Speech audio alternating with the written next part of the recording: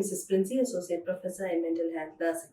Today I'll be talking about a topic which is very much important. So it is a disorder which is related to the personality. So what do you understand by personality? Personality is nothing but it's a sum total of the individual's behavior or the characteristics or the traits that we can say which will characterize the day-to-day activities or the day-to-day life of the person. Right. So that is the meaning of personality. So today I'm going to discuss about the disorders which are related to the personality, which is termed as the personality disorder. What do you understand by personality disorder?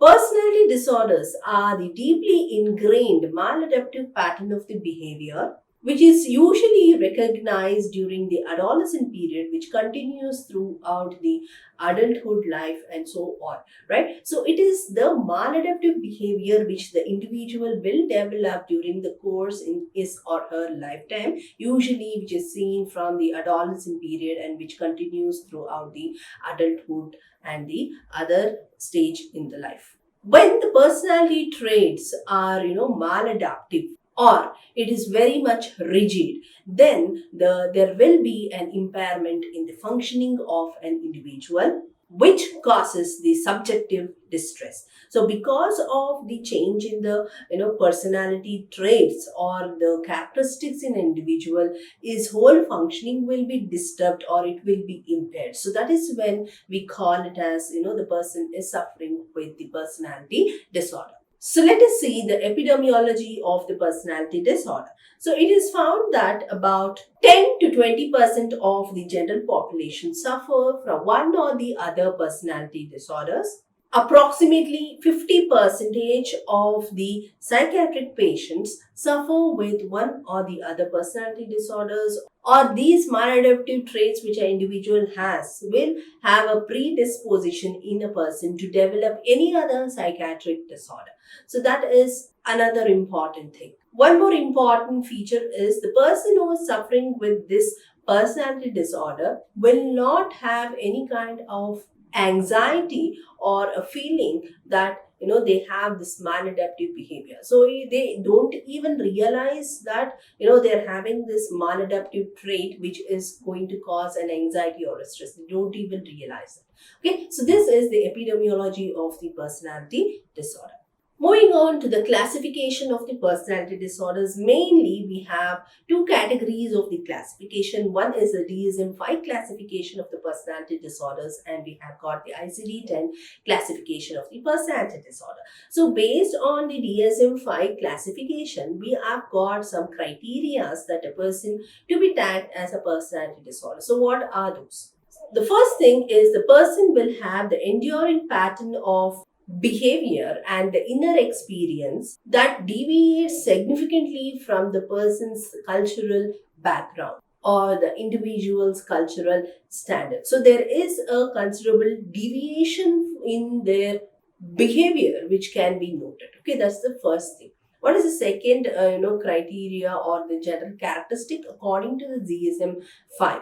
The persons with the personality disorder are rigidly pervasive. The onset of the personality disorder usually happens during the adolescent period or the early adulthood, and it moves on to be stable throughout later. The personality disorder leads to unhappiness as well as impairment in the functioning of an individual. If you can take the relationship or the occupation or social functioning, all those areas will have an impairment. The person with the personality disorder will have a manifestation in two or more areas. For example, there may be a problem with the cognition, or there may be problem with the affective domain or the emotional aspect. There may be problem with the interpersonal relationship, or there may be problem with the impulse control. So any of the two areas of these can have a maladaptive pattern, or all the areas can be disturbed in terms of cognitive function, affective function, the personality or the interpersonal relationship, as well as the impulse control. The next criteria is the disorder or the personality changes or the behavioral pattern changes which is noted should not be due to influence of any kind of the substances of abuse, or it should not be because of any other mental disorder. So then we can categorize as having a personality disorder. So these are the criteria or characteristics of personality disorders based on the DSM-5 classification. So now let us see the classification cluster based on the DSM-5 classification. So according to the DSM-5 classification, the personality disorders are mainly classified into three clusters. So we have got the cluster A personality disorders, cluster B personality disorders, and cluster C personality disorders. So what are those disorders which comes under each of the clusters? So first one is the cluster A disorder. Cluster A disorders are usually characterized by the odd and eccentric, behavior that the person will exhibit. So it has been classified as the schizoid personality disorder, paranoid personality disorder, as well as the schizotypal personality disorder. So these are the three disorders which comes under the cluster A personality disorders. The overall common feature is the behavior seems to be odd and eccentric.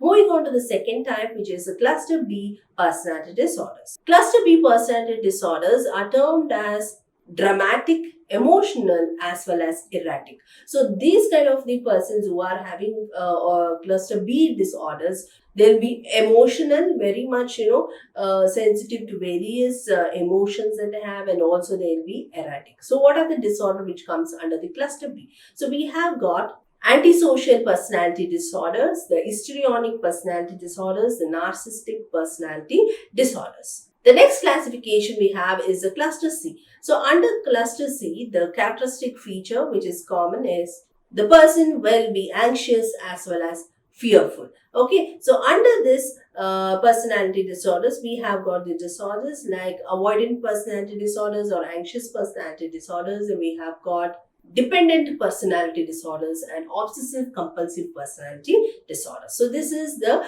classification according to DSM-5 classification. We have got the cluster A disorders, cluster B personality disorders, and cluster C personality disorders. Let us see the ICD-10 classification of the personality disorders. According to the ICD-10 classification, the personality disorders are characterized as paranoid personality disorders, schizoid personality disorders, dissocial personality disorder, emotionally unstable personality disorder, which includes the impulsive behavior as well as the borderline type of the disorder. And the last one is the histrionic personality disorder. The next disorder which comes under the ICD-10 classification is the anancastic personality disorder, otherwise termed as the obsessive compulsive personality disorder. Anxious or avoidant personality disorders, we have got the dependent personality disorder as well as the other disorders. So this is about the ICD-10 classification of the personality disorder. So you will be learning about each of these personality disorder in detail in the future videos. So today in this video, you will be learning about cluster A personality disorder. So before that, let us see what is the cause or the etiology for the personality disorder. So what do you think is the reason? Okay, so we have got the various factors like, genetic or hereditary related factors, the psychodynamic factors, the biological factors. So let us see the etiology of the personality disorder. The first etiology is the hereditary. So it is told that there may be changes in the chromosomes, which is the chromosomal abnormalities or the genetic predisposition. Okay, the family history can contribute to the development of the personality disorder. So that is what is the first etiological factor, which is the hereditary. The second factor is relation of the personality disorder with the mental disorder. So there is a very close association of comorbid conditions that we can say. So people who are suffering with the mental disorder, say for example schizophrenia, will have the schizoid personality. So like that, so comorbid conditions can also help us to know what type of the personality the person is suffering from. Thus is the second factor, relation of the personality disorder with the mental disorder. The third factor is the personality disorder as well as upbringing. So what do you mean by personality disorder and upbringing? It's nothing but the parent-child relationship. For example, if there is a disturbed parent-child relationship, it can be related to over protection, or it can be related to hostile, parental relationship, or conflicts, or psychodynamics is not, well in the family. Then it can contribute, or it can have an influence on the child, which later on develops, any of the personality disorder. That's the important, factor which contributes to development of the personality, the influence of the family, or the disturbed parent child relationship. We have got the other causes like maternal deprivation, especially in case of the antisocial personality. So if you take the history of a person with an antisocial personality, you can really find out that they may have a lack of parental guidance during the earlier stages of development or during the childhood. Maybe there is a maternal deprivation, loss of parent, or the dynamics in the family is not good, or there may be a history of alcoholism in the family, which can contribute to the development of such a kind of a personality in the child. So people who have, underwent some kind of the abuses during the childhood period, it can be the physical abuse or sexual abuse which happened for the child during the childhood period, can develop the borderline type of the personality disorder when they grow up. So this is the other factors which can contribute for the development of the personality disorder. So this is about the etiology. We have got the factors related to the hereditary. We have got the relation of the personality disorder with the other mental disorders. We have got the parent-child relationship. We have got the other factors which can contribute to the development of the personality disorder. So let us see the cluster A personality disorder. So as I told you, the disorders which comes under the cluster A personality disorders are a paranoid type of the personality disorder, schizoid type of the personality disorder, and the schizotypal personality disorder. The first one is a paranoid type of the personality disorder. What is the diagnostic criteria to be diagnosed as having the paranoid type of the personality disorder? So if you take the overall characteristic of the paranoid type of the personality disorders, they'll have the pervasive of the other people, as their motives are interpreted as malevolently by the other person. So always they'll have this suspicious kind of the behavior, or they'll be having this distrust towards the others. So we have got the criterias, any of the four criterias if the patient is meeting, then you can diagnose him as having the paranoid type of the personality disorder. The first one is the person always suspects or is always into the thought of suspiciousness that others are, in a plan of harming the person, exploiting him, or deceiving him or other. Okay. So this kind of a suspicious thought that the person always is preoccupied with in terms of, harming or deceiving, or in terms of exploiting the person in one or the other way. The second characteristic feature is the person is always preoccupied with unjustified doubts about loyalty or trustworthiness of another person. Always they will, have a preoccupied thought of not, trusting a person, or gives a justification of not trusting, or the other person being, loyal to him or her. The third criteria is the person always is very much reluctant to confide in others, because he'll always have an unwarranted fear that whatever the information that he may, communicate to the other person will be maliciously used against him or her. Okay, so such kind of a reluctant that he will have towards the others for even passing on, or for even communicating or giving the information, because they fear that these information will be used against him or her. The other criteria is he always has a hidden demeaning, or we can say that he always has a threatening, meaning towards certain events which happen in his life. The next criteria is persistently he will hold on these grudges. Okay, so anything which the other person does, it can be right, or sometimes when it is wrong also, he will not be in a position to forgive the other person and move on. So he will be in such a adamant phase wherein he is not having the forgiving kind of behavior. So he will not forgive or forget the insults that he has faced, the injuries that he has faced, so any kind of untoward things which he had experienced in his life, which is caused by another person, he always keep it in his mind, and he will see to it that he will take the grudge, or he is unforgivable. The next criteria is always very much quick to get the anger and also attack another person when he finds out that his or her character or reputation is being disturbed. So in those cases, he will see to it that he will strike the person in a quick anger. Another important criteria you can note is he has a recurrent or repeated doubt on his or her spouse, that infidelity, feeling of infidelity that he will have on his or her spouse, that the sexual partner is not being faithful to him or her. So that is the criteria of a paranoid type of the personality. So any of these criteria, if the person is having 4 or more of these following criteria, he can be diagnosed as having the paranoid type of the personality disorder. The second characteristic of the personality disorder is that it should not happen during the course of the other mental disorders. So it can be the schizophrenia, bipolar disorders, depressive disorders with the psychotic features, or any other psychotic disorders, or it should not be in the presence of the substance abuse or any other medical condition. So it is purely the person should have this criteria of the personality disorder. It should not contribute, or there should not be any other comorbid conditions which will describe the same symptoms of the personality disorder. Now, moving on to the prevalence of the paranoid type of the personality disorder.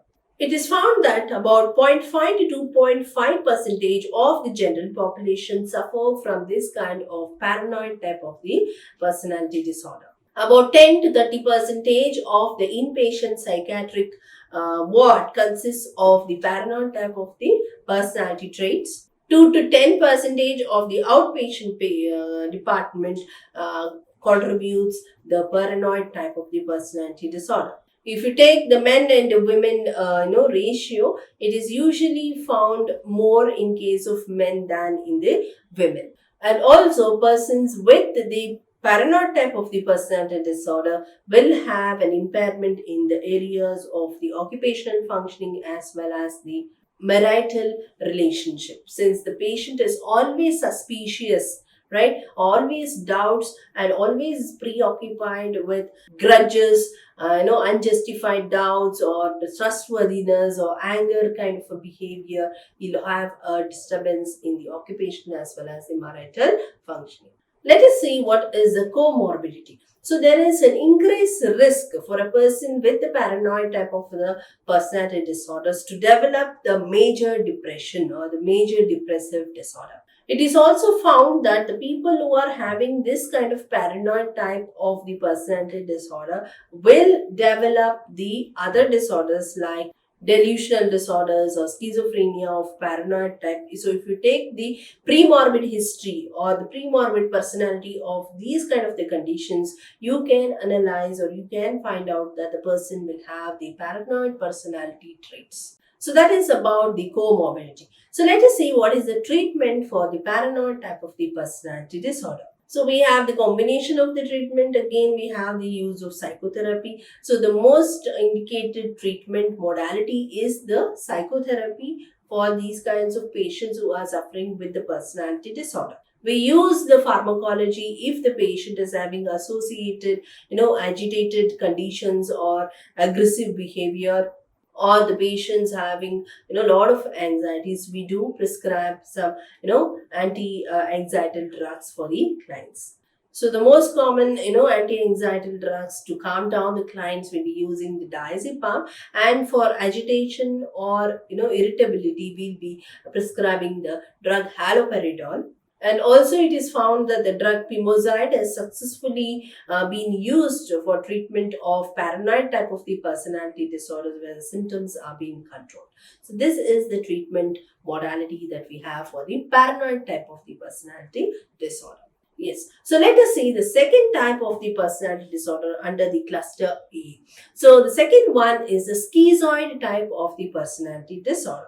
So as I say the term schizoid, you can understand that the person will have the characteristic features of schizophrenia.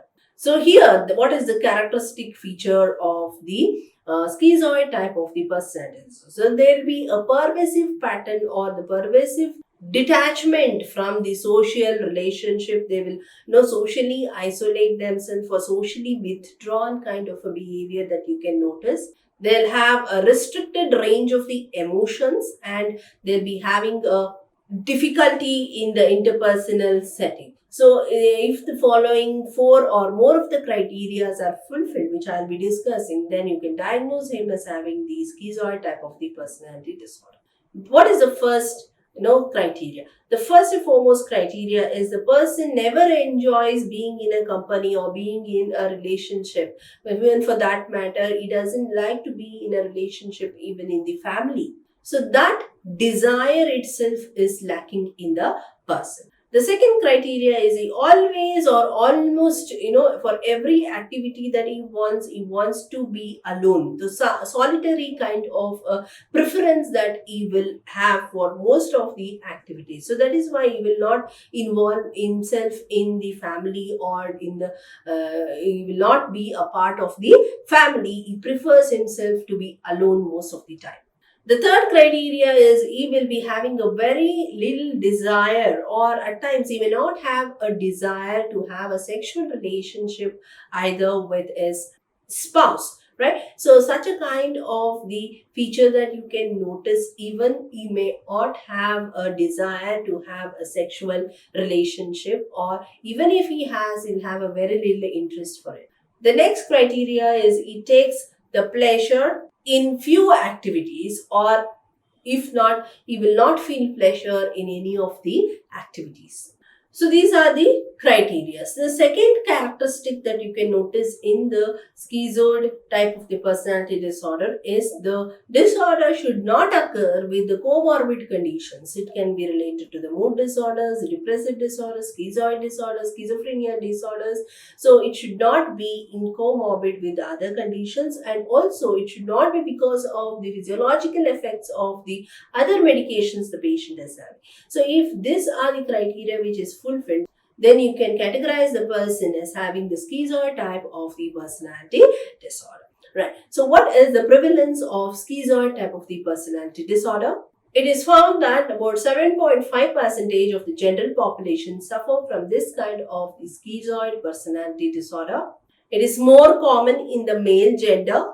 It is found that these kind of people with the schizoid personality disorder will have the solitary interest. So they'll have, they always want to be alone and perform things or activities alone, and they don't associate with the society as well as the family or any other relationship. And also if they achieve something, so they will do best in the non-competitive kind of the activities.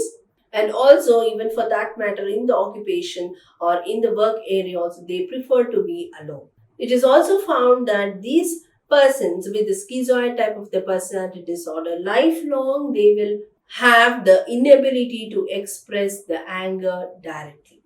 So this is the prevalence of the schizoid type of the personality disorder.